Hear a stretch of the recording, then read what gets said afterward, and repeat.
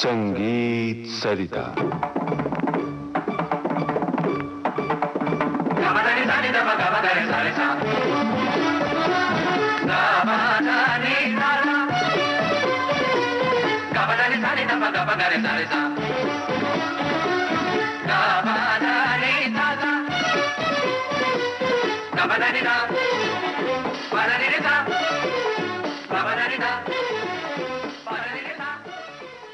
नमस्कार दोस्तों, ध्रुपद गायन भारतीय शास्त्रीय संगीत का आधार स्तंभ जैसा है। शायद इसीलिए कहा जाता है कि जिसने ध्रुपद गा लिया उसके सारे सुर सत गए। और सुरों के और ध्रुपद के एक साधक विविध भारती के स्टूडियो में मौजूद हैं। आप हैं डागर घराने के सदस्य जनाब फैयाज वासिफुद्दीन डागर। आप प्रस्तुत कर रहे हैं श्रृंखला डागर वाणी और ध्रुपद। आपसे बातचीत के लिए मेरे साथ हैं रामकृष्ण दास। दास बाबू, क्या सवाल करना चाहते हैं आप डागर साहब से? बहुत सारे सवाल हैं। सवाल से पहले कुछ बातें हैं। हमें ध्रुपद के बारे में कुछ जानकारी तो मिली। ध्रुपद के अलावा हमारे हिंदुस्तानी संगीत में, क्लासिकल म्यूजिक में ख्याल, ठुमरी, टप्पा भी होते हैं। ध्रुपद से ये विधाएं अलग हैं। खटका, मुर्की, गिटकिरी, जमजमा, तान की वजह से ख्याल, ठुमरी, टप्पा ध्रुपद धमार से अलग हो जाता है। ध्रुपद में वीणा का भी महत्वपूर्ण स्थान है। वीणा यानी रुद्र वीणा या बीन। ये कहा जाता है कि मियां तानसेन को डागरों के पूर्वज मसनद अली खां साहब से वीणा की तालीम मिली थी। इसलिए ये वीणा के महारथ भी माने जाते हैं। इनके घराने में बीनकार के तौर पर उस्ताद जिया मोहिउद्दीन डागर भी बहुत प्रसिद्ध हुए। ये मानते हैं कि वीणा के 10 अंग है, यानी बजाने का 10 विशेष शैली है। उसका नाम है साज, सहज, गहन, झुरत, पुरत, टीक, चोक, लाग, डांट, स्वर और संगत।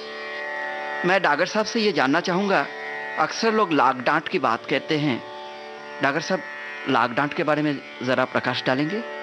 मैं गात्री वीणा के बारे में ही बात करता हूँ, क्योंकि ये फिर वही कहूँगा कि इसी की सोच है। अगर हमारे दिल में नई उत्तेजना नहीं होती तो हम इतनी सारी चीज़ें, सृष्टि तो रची गई परमात्मा द्वारा और मनुष्य ने फिर उन सब चीज़ों को सबको इस्तेमाल किया, सृष्टि को बहुत अच्छी तरह से इस्तेमाल किया। तो बीन भी सबसे नज़दीक है गले के गात्री वीणा के पास। आपने बहुत अच्छा रिसर्च करके ये सब नाम आपने हमारे उसके टेक्निक्स के नाम रखे। असल में डागर साहब, मैं वीणा के बारे में ज़रा इसलिए कहना चाह रहा था। मैंने उस्ताद असद अली खां साहब से ये सुना था कि वीणा का इस्तेमाल अधिकतर इसलिए करते हैं कि सुर का पक्कापन जानने के लिए। वे कहते हैं कि मिजाने मौसीकी कहा जाता है वीणा को। तो आप गात्र वीणा में भी वही सुर की बात करते हैं। 22 हमारे पूर्वजों ने 22 श्रुतियों को नापा है जी। 7 स्वरों में से 22 श्रुतियों को नापा है और पहले 7 स्वरों को ही महत्वता दी गई है जी। 7 तो कोई अगर पहले कोई बेसुरा गाता था तो उसको बोलते थे 8वां स्वर लगा रहा है, क्या कहने। तो अब यूनिवर्सल नोट, 12 यूनिवर्सल नोट की बात होने लगी, तो हाँ भाई ये भी यूनिवर्सल नोट है। लेकिन 7 की एक बहुत ही बड़ी महत्वता है हमारे शास्त्रों में भी और हमारे संगीत में भी। तो उसी आधार पे मैं ये कह रहा हूँ कि 22 पर्दे हुआ करते थे, 22 पर्दे और 7 तार जी। 7 स्वर हो गए और 22 श्रुतियाँ हो गई जी। तो जो नापी हुई श्रुतियाँ हैं जी हाँ। और अगर 22/7 एक वैल्यू है पाई जी हाँ, जो एरिया, सरफेस एरिया को नापने की वो है सर्कल के। तो क्योंकि ये भी स्वर के भी सर्कल्स बनते हैं जी हाँ, तो सरफेस इसका भी एरिया है, साउंड एरिया है जिसको नापा जाता है 22/7। तो इस वजह से वो इन्फिनिट में पहुंच जाता है। श्रुतियाँ इन्फिनिट ऐसे पहुंच जाती है कि जैसे आपकी आंख है, मेरी आंख है, हो सकता है एक ही हो, लेकिन जब वो मुख पे आ रही है तो आपकी आंख आपकी है, मेरी आंख मेरी है। इसी तरह से नाक का भी है। तो ये प्रोपोर्शंस दुनिया में हम इतने सिमिलर हैं और yet we are so different from one another। जी। तो राग में भी श्रुतियां के अनुसार हर राग अपना इंडिविजुअल स्वर रखता है। जैसे हमारी पर्सनालिटी में पूरी इंडिविजुअलिटी हमारी है, तो इसी तरह से राग का सारे स्वर जो उसमें जो प्रयोग हो रहे हैं तो उसी के ही हैं। तो ये 22/7 ये है पाई जिसको बोलते हैं। डॉक्टर साहब, इसमें मैं और भी एक बात जानना चाहूँगा। मैंने पढ़ा था कि आपके पूर्वज उस्ताद बहराम खां डागर वो काशी में जाकर संगीत के बारे में अध्ययन किया और उस समय उन्होंने व्यंकटमुखी के 72 मेलों के बारे में भी अध्ययन किया। दक्षिण भारतीय रागों का भी प्रयोग आपके ध्रुपद गायकी में है। एक राग है राग काम्बोजी, बहुत खूबसूरत है।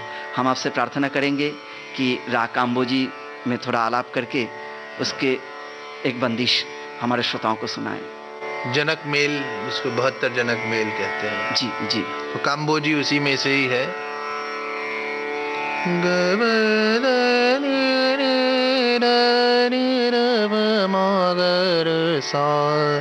रे ने मानो से हो तो ओ भाई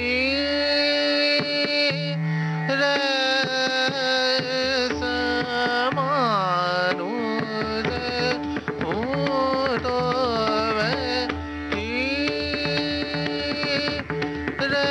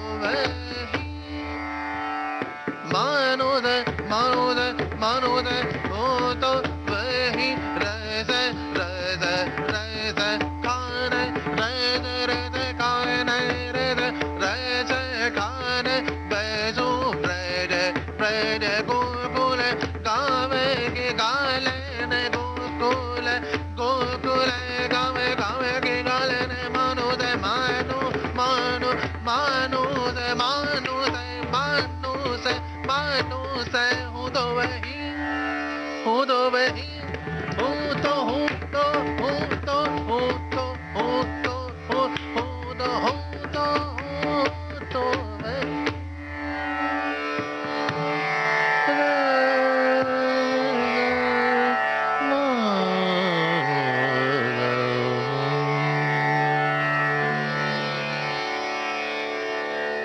क्या बात है। कृष्ण जी के बारे में, भक्ति के बारे में रस खान ने जो कहा है, इसका जवाब नहीं। और डागर साहब, आपने भी बड़े भक्ति के साथ इस गीत को पेश किया। क्या बात है। दोस्तों, संगीत के 7 सुर और 22 श्रुतियों के रागों के हिसाब से जो वर्गीकरण किए गए हैं, इसकी बहुत ही गूढ़ जानकारी डागर साहब ने दी संगीत सरिता की इस कड़ी में। डागर वाणी और ध्रुपद, ये थी श्रृंखला। जनाब फैयाज वासुफुद्दीन डागर से बातचीत के लिए मेरे साथ थे रामकृष्ण दास, पखावज पर थे प्रवीण आर्य और तानपुरे पर प्रशांत कालुंद्रेकर। और अब चलने से पहले आपको ये बता दें, कार्यक्रम में तकनीकी सहयोगी थे विनायक तड़वलकर और प्रदीप शिंदे। प्रस्तुति सहयोग वीणा राय सिंघानी का। विविध भारती की ओर से इसे आपकी सेवा में प्रस्तुत किया रूपाली रूपक ने। तो अब ममता सिंह को दीजिए इजाजत। नमस्कार।